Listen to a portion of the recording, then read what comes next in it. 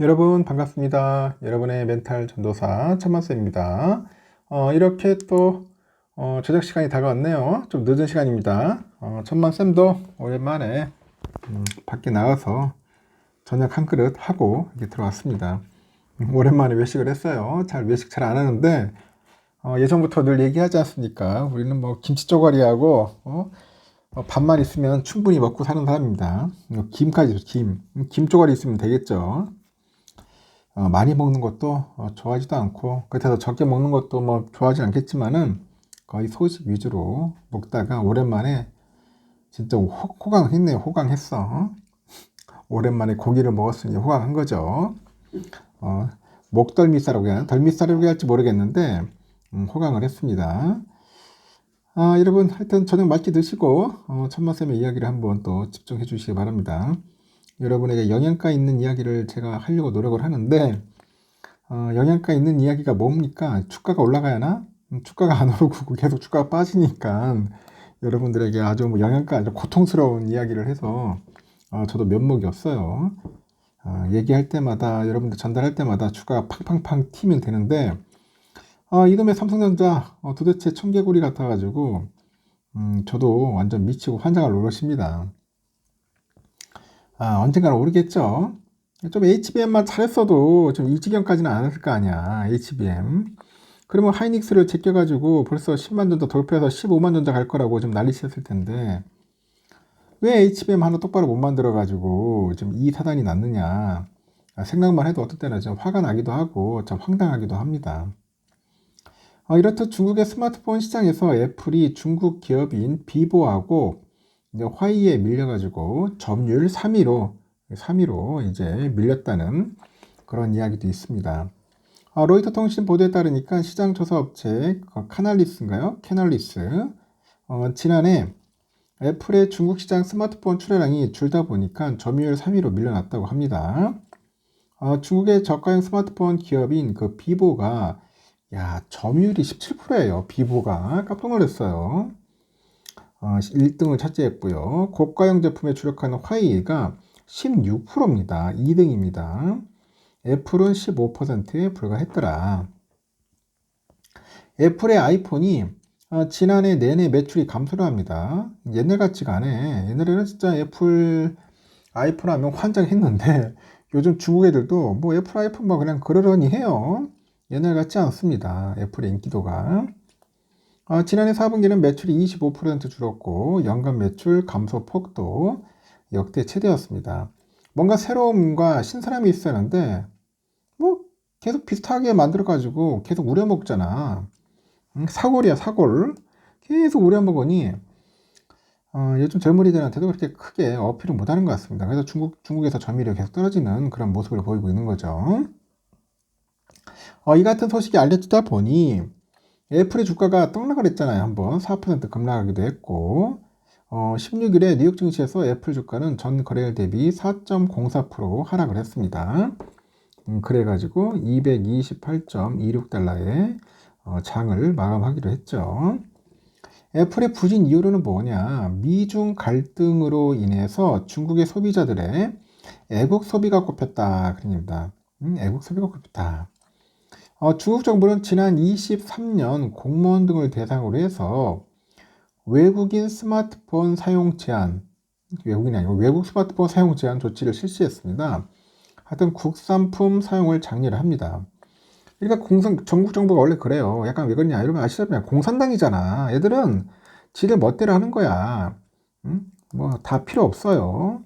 마음에 안 들면은 사용 못하게 만들고 이런 식으로 해서 자꾸 자국 작품을 쓰라고 독려를 하고 규제를 하니 뭐 일반 인민들 쓸 수 있겠어요. 눈치 보여가지고.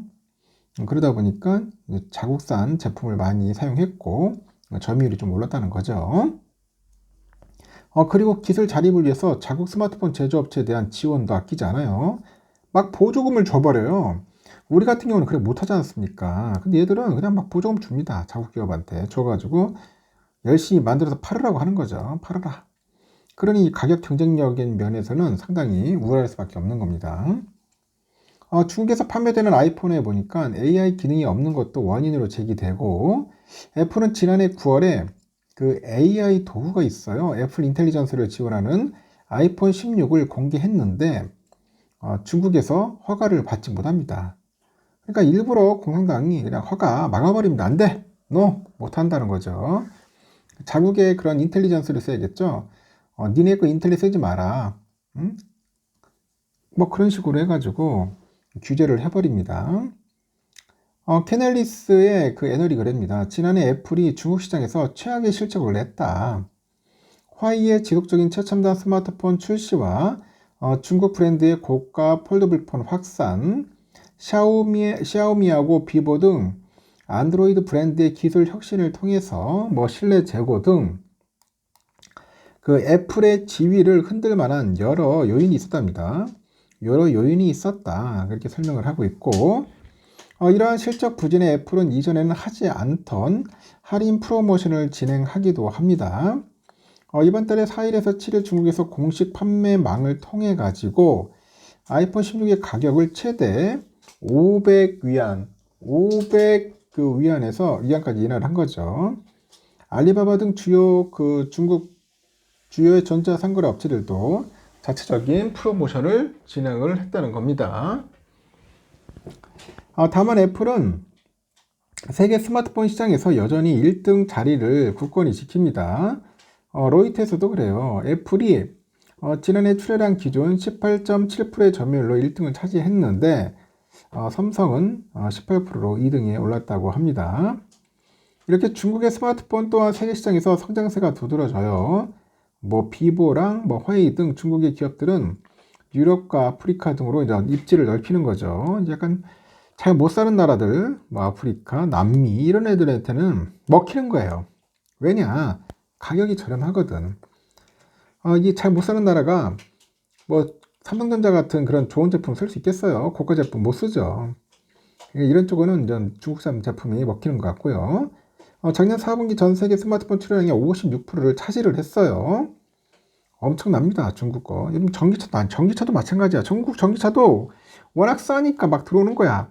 앞으로 우리나라도 힘들 거야. 이 중국산 그 저가 공세에 과연 현대기아 잘 버틸 수 있을지 모르겠는데, 현대기아도 마찬가지야. 이제 너무 국민들을 상대로 호구짓을 하면 안 돼. 국민을 호구로 만들었어. 왜 이렇게 비싸게 팔어?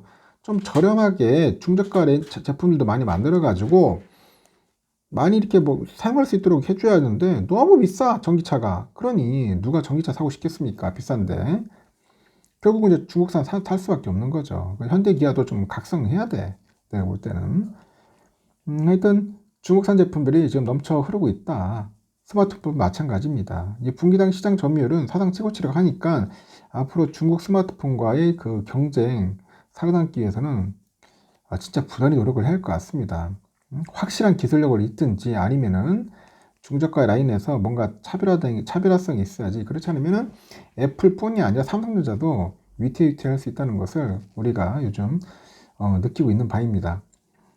애플도 이 지경인데 삼성도 이제 더욱더 분발해야겠죠. 여기까지 하고 마지막 방송 때 또 뵙도록 하겠습니다.